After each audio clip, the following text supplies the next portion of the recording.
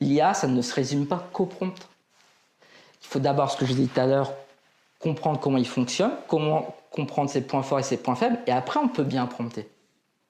Mais le prompting, c'est pas un métier. Il faut arrêter avec l'art du prompt. Ça, c'est une bêtise, vraiment une grosse absurdité.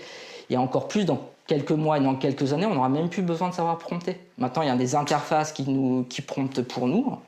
Et également, demain, certainement, avec le développement des IA plus personnalisés, les systèmes de RAG, l'IA pourra garder les informations sur vous et il vous posera uniquement des questions quand il aura des compléments. Mais il ne vous reposera pas des questions sur des choses qu'il a déjà mémorisées, quoi.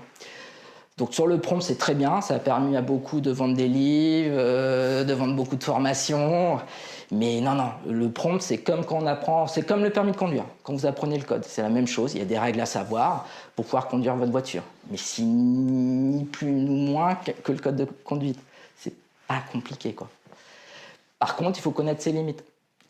Par exemple, utiliser l'IA générative sur votre domaine de compétences. Il y a eu une étude qui était sortie il y a 1 an et demi qui parlait de productivité, donc tout le monde a parlé de ça, gain de productivité jusqu'à 40% sur certaines tâches. Mais il y a une deuxième partie de l'étude qui était, je trouve, beaucoup plus intéressante que personne n'a parlé. C'était dès que vous sortiez de votre périmètre de compétences, cette productivité chutait et votre efficacité aussi.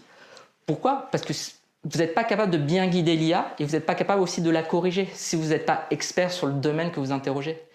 Et c'est là l'un des plus grands dangers, et qu'il faut surtout dire à tous les professionnels et surtout les plus jeunes, c'est utiliser l'IA sur votre domaine de compétences, sur votre expérience, sur votre expertise.